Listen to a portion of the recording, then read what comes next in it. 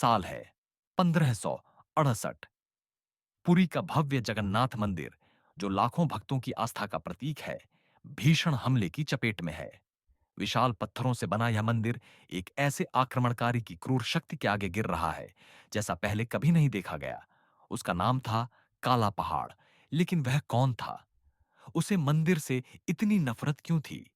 और कैसे यह ओडिशा के इतिहास का सबसे काला अध्याय बना? चलिए समय का पहिया पीछे घुमाए। कभी उसका नाम काला चंद राय था, बंगाल सल्तनत की सेना का एक उच्च पदस्थ हिंदू सेनापति, वीरता और कौशल में अद्वितीय, अपने राजा का निष्ठावान योद्धा। लेकिन भाग्य को कुछ और ही मंजूर था। एक दिन एक सैन्य अभियान के दौरान उसकी मुलाकात दुलारी से हुई, बंगाल के सुल्तान सुलेमान का रानी की बेटी। वह साहसी थी, स्वतंत्र थी और किसी भी आम महिला से बिल्कुल अलग। लेकिन एक समस्या थी, दुलारी मुस्लिम थी। दोनों को एक दूसरे से प्रेम हो गया, लेकिन यह प्रेम निषिद्ध था। अगर वे साथ रहना चाहते तो काला चंद राय को इस्लाम कबूल करना पड़ता। पहले उसने मना किया, वह अपनी हिंदू पहचान छोड़ना नहीं चाहता था। लेकिन प्रेम, प्रेम सबसे मजबूत योद्धा को भी झुका सकता है। आखिरकार उसने अपने धर्म का त्याग कर इस्लाम अपना लिया। अब उसका नया नाम था काला पहाड़। लेकिन उसे यह नहीं पता था कि यह फैसला उसकी पूरी जिंदगी बदल देगा। इस्लाम अपनाने के बाद जब उसने अपनी पहली दो हिंदू पत्नियों के पास वापस जाने की कोशिश की, तो उन्होंने उसे अस्वीकार कर दिया। जिस समाज ने कभी उसे सम्मान दिया था, अब उसी समाज ने उसे त्याग दिया। हिंदू भी उसे धोखेबाज मानते थे और मुस्लिम भी उसे पूरी तरह स्वीकार नहीं कर पाए। यही अस्वीकृति धीरे धीरे क्रोध में बदल गई। क्रोध हिंदू परंपराओं के प्रति, क्रोध उन मंदिरों के प्रति जहां कभी उसका स्वागत होता था, क्रोध उन देवताओं के प्रति जिनकी उसने कभी पूजा की थी। और यह क्रोध, अब इसे निकालने के लिए उसे एक लक्ष्य चाहिए था। और तभी जब सुलेमान कर्रानी को ओडिशा पर आक्रमण करने के लिए एक क्रूर योद्धा चाहिए था, काला पहाड़ आगे आया। उसका एकमात्र उद्देश्य था हिंदू धर्म के सबसे बड़े प्रतीकों को नष्ट करना। लेकिन ओडिशा कोई साधारण राज्य नहीं था। राजा मुकुंद देव, एक वीर योद्धा, पहले ही मुगल सम्राट अकबर के साथ गठबंधन कर चुके थे ताकि बंगाल सल्तनत को रोका जा सके। लेकिन सुलेमान कर्रानी इस गठबंधन से नफरत करता था। वह चाहता था कि मुकुंद देव मर जाए।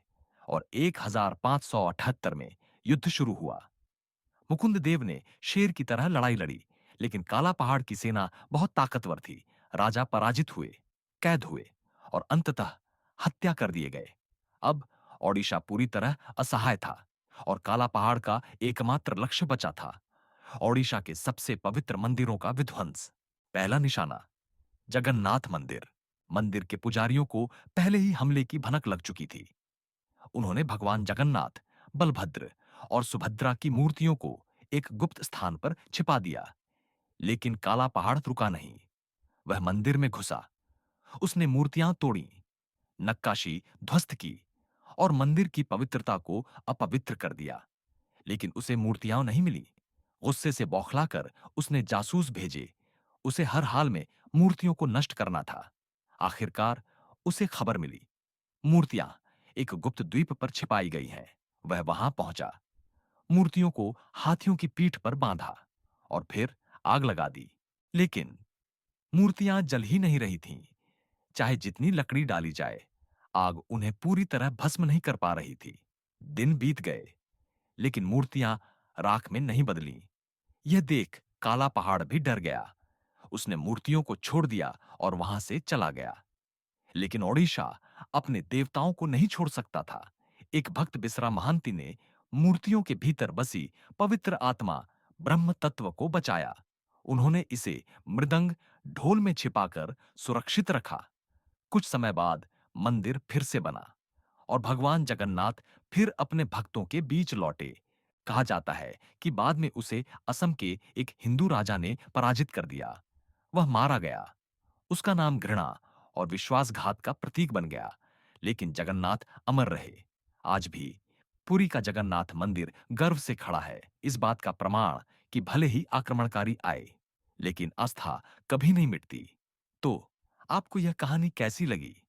क्या इतिहास केवल युद्ध की कहानी है या यह लोगों की अटूट आस्था की भी दास्तान है?